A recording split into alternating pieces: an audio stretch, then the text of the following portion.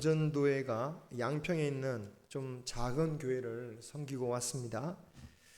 그런데 이렇게 다른 교회를 섬기다 보면 매번 드는 생각이지만 꼭 돕지 않더라도 작은 교회들 가보면 드는 생각이지만 정말 다른 그 교회도 우리 교회 예배당보다는 훨씬 예쁘고 잘 정비되어 있다, 이런 생각을 가지게 됩니다.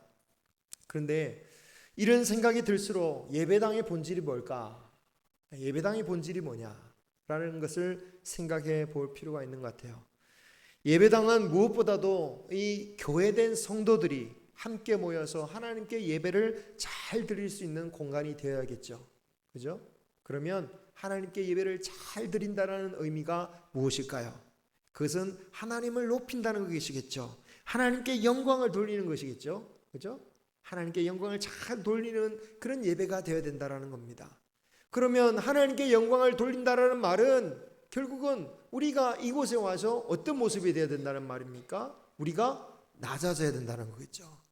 그래서요, 참으로 예배당은 우리가 스스로 하나님 앞에 낮아져야 되는 공간이기도 하다라는 것, 그것을 생각해 볼 필요가 있습니다.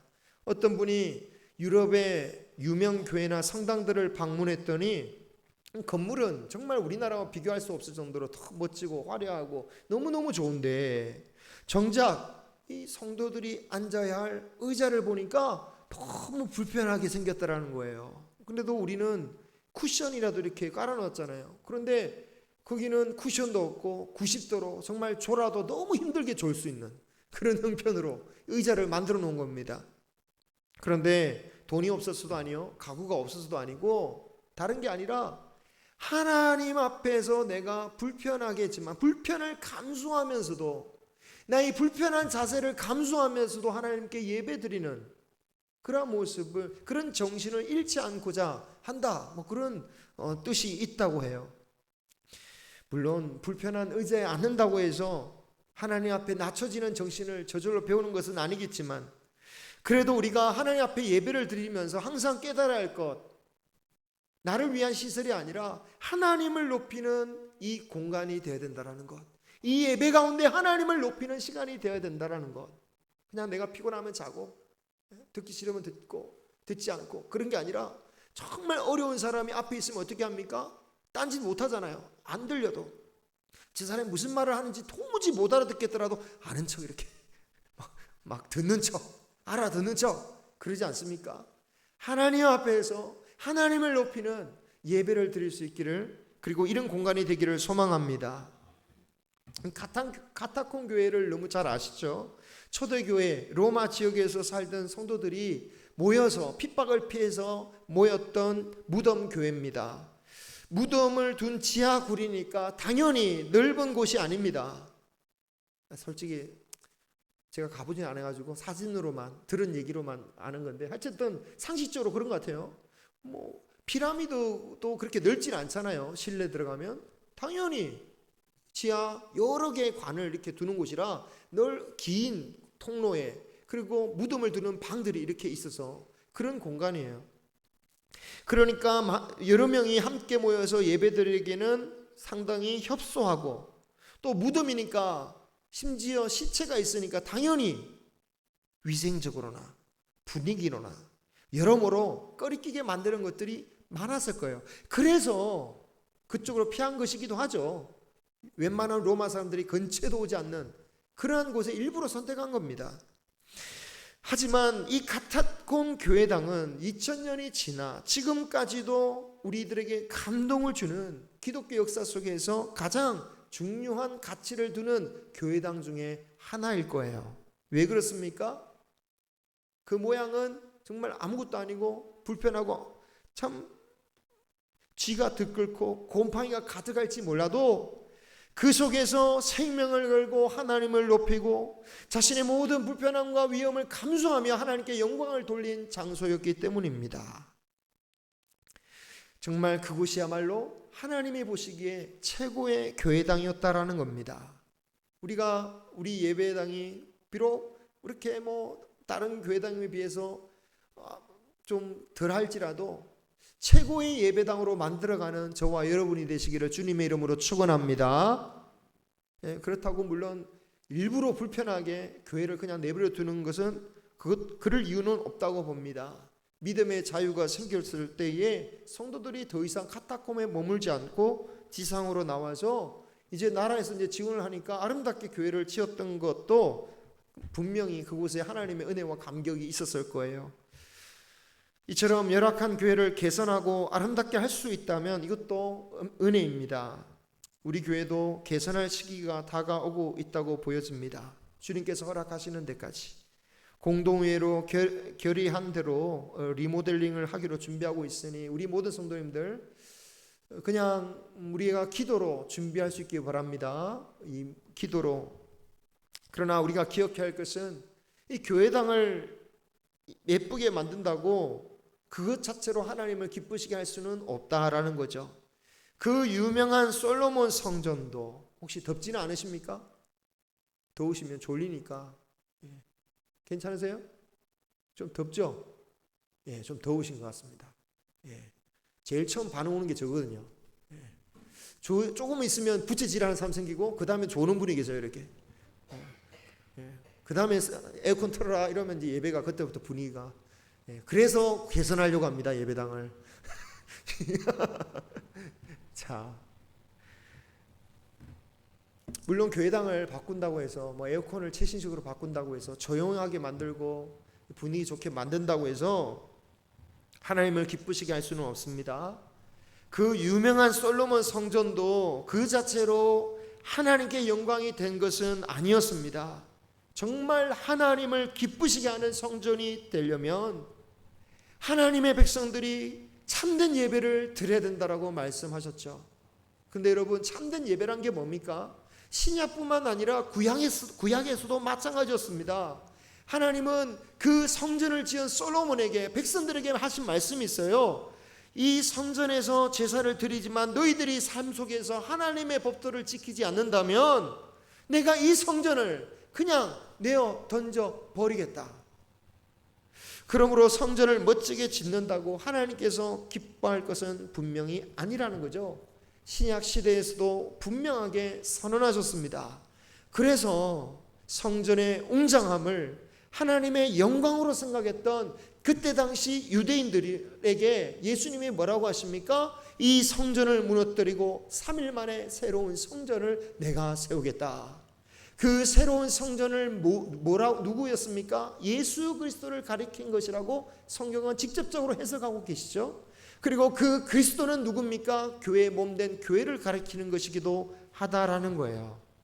그러니 이제 성전은 더 이상 건물이 아니라 그리스도와 한 몸된 백성들 그 자체라고 예수님이 선언하셨던 겁니다. 그러니 더더욱 예배당을 거룩하게 만드는 것이나 또한 이 안에서 거룩한 예식을 하는데 우리의 신앙이 머물지 않고 참된 예배의 삶을 이루어 가는데 우리는 집중해야 된다라는 거예요.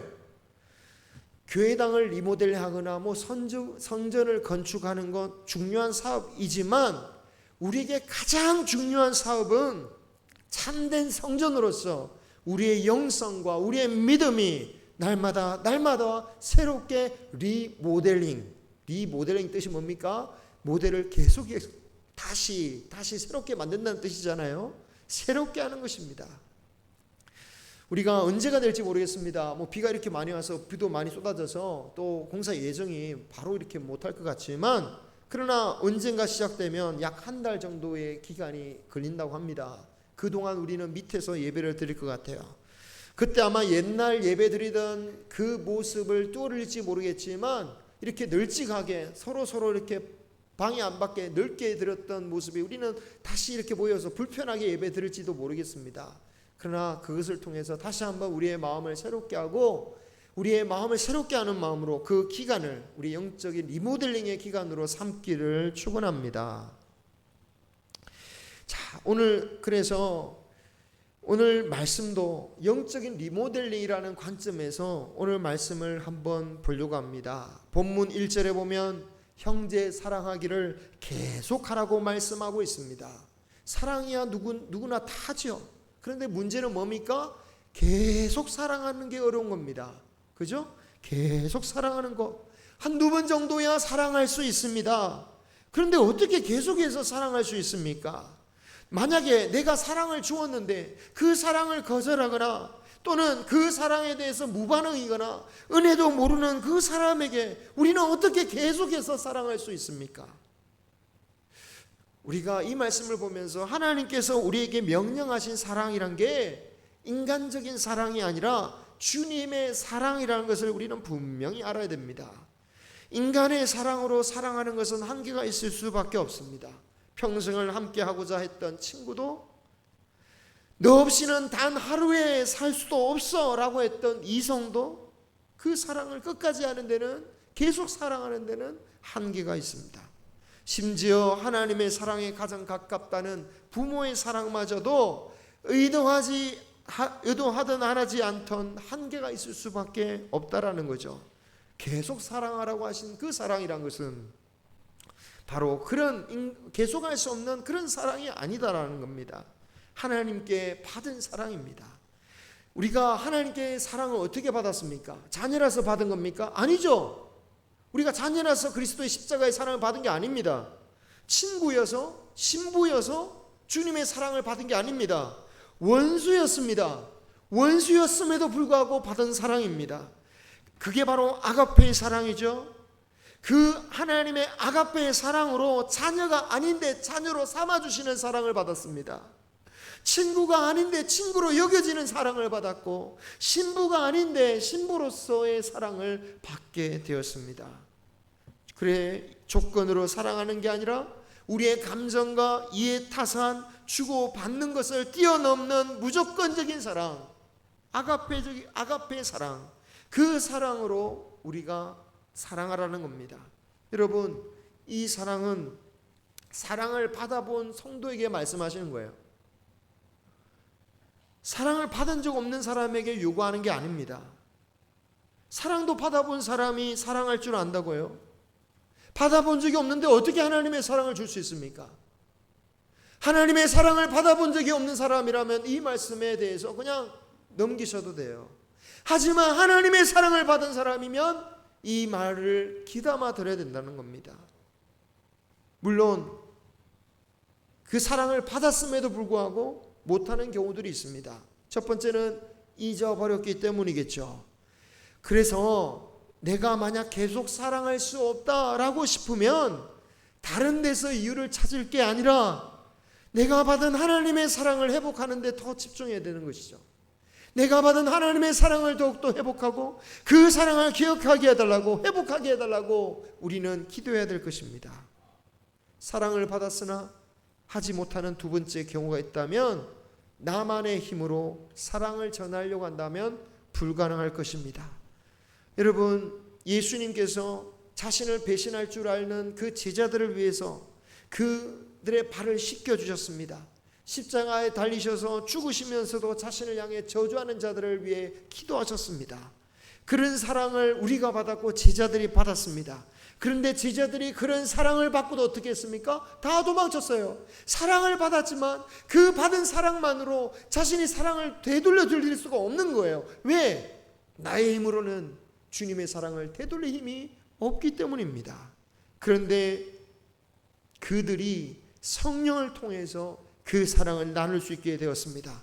성령의 은혜가 그들로 하여금 사랑할 수 있게 되었고, 그들의 그 교회를 위해서 자신의 모든 것을 내어 드릴 수 있는 믿음의 결단과 헌신을 하게 만들었다라는 거예요.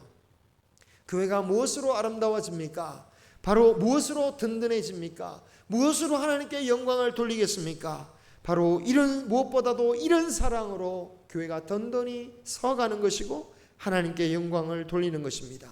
이런 사랑이 마지막 날 심판 때에도 하나님 앞에서 아름다운 교회로 우리 교회를 남아있게 만들 겁니다. 만약에 이런 주님의 사랑이 아닌 그냥 사람이 우리가 늘상 하는, 세상 사람들도 하는 그런 사랑으로, 인간관계로 이 교회를 세워나간다면 교회가 과연 어떻게 될까요? 물론 세상에 많은 모임이 그러하듯이 잘 될 수도 있습니다. 크게 번창할 수도 있습니다. 하지만 마지막 때에 주님 앞에는 남는 게 없다라고 말씀하세요. 여러분, 바울이 예수 그리스도로 고린도 교회의 기초를 닦았습니다. 그 뒤로 바울이 떠나고 아볼로가 와서 물을 주었죠. 그리고 그 이후로도 많은 사역자들이 그 교회 위에 그리스도의 교회를 세워나갔습니다.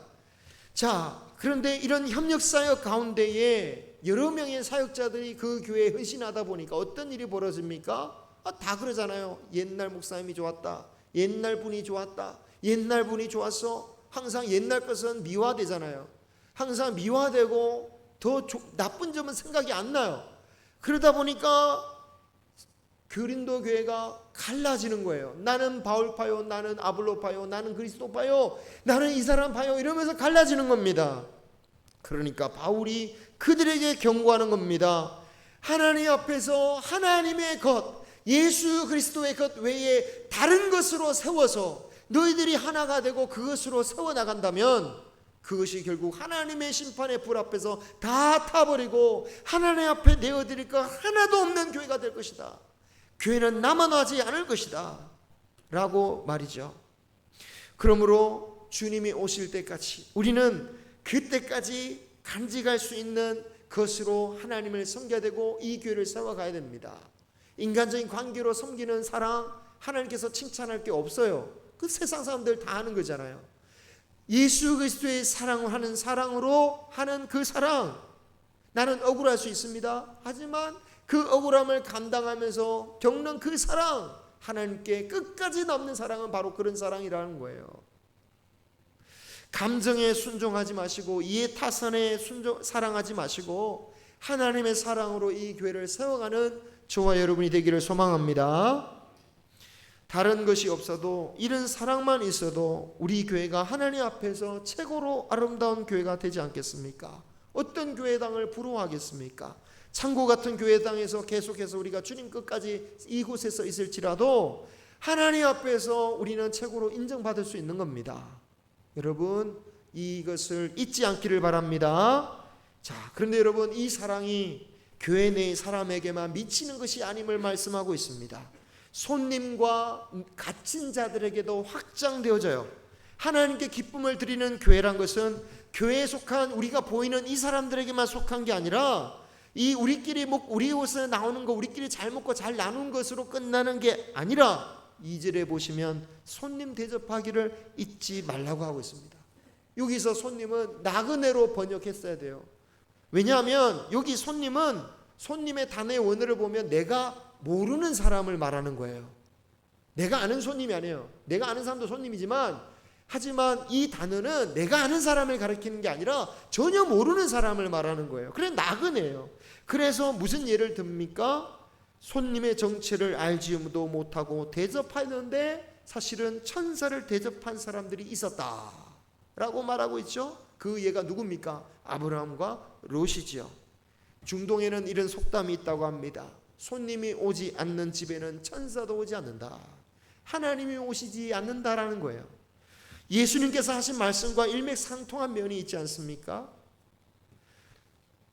우리가 먼저 주님을 대접하지 않았고 우리가 언제 주님이 갇힐 때 찾아가지 않았느냐 주님께 따져 묻는 사람들이 있습니다. 그랬더니 예수님이 그렇게 말씀하셨죠. 내가 너희 중에 작은 자로 왔을 때, 내가 너희 중에 갇힌 자로 있을 때 너희들이 나를 돕지 않았느냐, 돕지 않지 않았느냐. 여러분, 예수님께서 자신의 신분을 밝히시고 왕으로서 오셔서 심판주로서 그렇게 예수님이 이 땅에 오실 때는 그 순간이 있다면 아마 마지막 심판 때에 주님이 오실 거예요. 그런데 그 전까지 주님이 오시지 않느냐? 아니, 주님은 오신다라는 거예요. 어떻게 오십니까? 우리 중에 가장 작은 자의 모습으로, 나그네의 모습으로 우리에게 찾아오신다라는 거예요. 그러한 예수님을 어떻게 했느냐에 따라서 마지막 주님을 맞이하는 그 순간이 결정된다라고 주님이 말씀하신 거예요. 정말 우리는 우리의 눈을 넓혀서 참으로 알지 못해도 잘 대접하고 섬기는 구제하는 교회가 되기를 소망합니다. 내가 어려운데 우리도 무너졌는데 그러냐? 그럴 게 아닙니다. 바울이 마게도냐 성도들이 정말 가난에 찌들고 그렇게 힘들지라도 헌금을 모아 예루살렘 교회를 위해서 돕지 않았느냐고 고린도 교회에게 너희들도 이 본을 따르라고 말씀하고 있습니다. 3절에 보면 갇힌 자에 대해서도 마찬가지라고 말씀하세요. 표준 세번역으로 보면 감옥에 갇혀 있는 사람들을 생각하되 마치 여러분도 갇힌 자와 같이 갇혀 있는 자의 심정으로 그들을 생각해 달라고 말하고 있습니다. 아니 내가 갇혀 있지도 않은데, 내가 어려움을 당하지도 않았는데, 내가 뭐 핍박을 당하지도 않은데 왜 알지도 못하는 자들이 핍박받는 것을 내가 받은 것처럼 생각합니까? 왜 특히 이 말씀은 복음을 위해서 갇힌 자들을 말하는 거예요. 아니 선교사님들 우리 특별히 우리 관계도 없는데 왜 그런 사람들을 위해서 우리가 도와야 됩니까? 왜냐하면 우리가 전해야 할 복음을 위해서 갇혀 있는 자들이고 우리가 전해야 할 복음을 위해서 사역하는 자들이기 때문입니다. 우리도 감당해야 할 사명이었습니다. 그런데 여러분, 우리가 같이 전하지 못해도 그 전하는 자들의 형편을 돕는다면 그 복음 사역에 함께하는 것입니다. 그래서 우리는 어찌되었던 선교사님들의 사역이나 또한 선교사님의 가정이나 선교사님만의 문제라고 생각하지 않고 또는 그 선교사님을 후원하는 그 교회만의 문제라고 생각하지 말고 도울 수 있는 우리 교회가 되기를 소망합니다. 4절 5절을 보면 우리의 일상의 삶에 대해서 말씀하고 있습니다. 4절에는 모든 사람이 결혼을 귀하게 여기고 침소를 더럽히지 않게 하라. 무슨 말입니까? 바람 피지 말라는 거죠. 특히 남자들 위주로 말하고 있는 겁니다. 현재 우리나라 문화가 말할 수 없이 타락하고 있죠. 기독교인들도 자유롭지 못한 분들이 많습니다. 문제는 이런 죄들을 가볍게 여긴다는 거죠. 이단에 대해서는 용서가 없는데 이런 문제에 대해서는 또 용서받는 교우들이 많아요. 4절에 분명히 말씀하고 있습니다. 음행하고 간음하는 자들이 하나님의 심판을 받는다. 5절에는 돈을 사랑하지 말고 있는 바를 족한 줄로 알라라고 말씀하고 있습니다. 영어 성경으로 보면 자유하라는 말씀이에요. 자유하라. 돈을 벌지 말라는 말씀이 아닙니다. 매이지 말고 받은 것에 감사하라는 거예요. 이 말씀을 하시면서 주시는 말씀은 내가 결코 너희를 버리지 아니하신다. 왜 이런 말씀을 하십니까? 우리에게 돈이 없으면 당장 뭐라고 생각합니까? 하나님으로부터 버림받은 것 같게 느껴지거든요. 그렇지 않습니까? 목사도 그래요. 목사도 그렇습니다. 막 이게 없으면 하나님 어쩌십니까? 돈이 없는데 하나님이 버린 것처럼 느껴져요. 그런데 하나님께서 말씀하시는 거예요. 그렇지 않아. 나는 너희들을 결코 버리지 않아. 결코란 말이 5번 나옵니다. 별이 5개인 것처럼 5번을 강조하면서 결코 너희를 버리지 않는다. 우리는 이 말씀을 위해서 꼭 살기를 원합니다. 요즘 시대에 개인의 결혼이나 가정사나 재물관에 관해서 말씀을 드리면 이게 뭐 교회와 무슨 상관이 있냐, 이게 영적인 것과 무슨 상관이 있느냐라고 할 수도 있을 것 같습니다. 하지만 처음에 말씀드릴 것처럼 하나님은 구약시대부터 지금까지 일관되게 말씀하신 게 뭡니까? 우리 일상삶에서 영적인 제사를 드려야 된다. 교회당 안에만 리모델링 한다고 하나님 기뻐 받으시는 것도 아니고, 또한 이곳에서 우리가 거룩한 모습으로 예배 드리는 것만으로, 의식만으로도 하나님께 멋진 예배를 드리는 것이 아니고 우리의 모든 삶 가운데서 하나님의 법도를 지키며 하나님의 말씀 가운데 순종하며 사는 것이 참된 예배며 참된 리모델링이다라는 것을 말씀하고 있습니다. 광고 시간에도 말씀드렸지만 많은 비로 여러 곳이 무너졌습니다. 그것을 수리하느라고 어제 정말 얼마나 많이 수고 많으셨습니까? 저는 별 도움도 안 되고 그렇지만 구두만 젖었을 뿐입니다. 그래서 화장지를 집어넣었어요. 어떻게 할 줄은 모르고 새벽기도 끝나고 넥타이 메고 새 구두 신고 특별히 할 만한 건 없고 장지사님이 다 하시는데 옆에서 그냥 돌만 주는데 그냥 구두만 젖을 뿐 정말 딱히 할 일이 별로 없었어요. 어제 전화를 보니까 하루 종일 고생하시고 정말 수고하신 여러분들을 보면서 참 마음이 안타까웠지만 혹시 이 비가 그치고 도울 일 있으면 저를 불러주십시오. 회개하는 마음으로 돕도록 하겠습니다. 하지만 여러분, 그런데 주님이 보시기에 우리의 교회와 삶에 영적으로 이미 무너진 지 오래된 것이 많을지도 모르겠다는 생각을 하게 됩니다. 정말 하나님을 향한 마음, 감사의 마음, 섬김의 마음, 겸손의 마음, 긍휼의 마음, 용납의 마음, 이 마음이 무너지고 있지는 않은지, 무너져가는 말을 바라보면서 정말 애타는 그 마음으로 우리의 영적인 무너진 것을 다시 일으키고 새롭게 하는 저와 여러분이 되시기를 주님의 이름으로 축원합니다. 기도하겠습니다.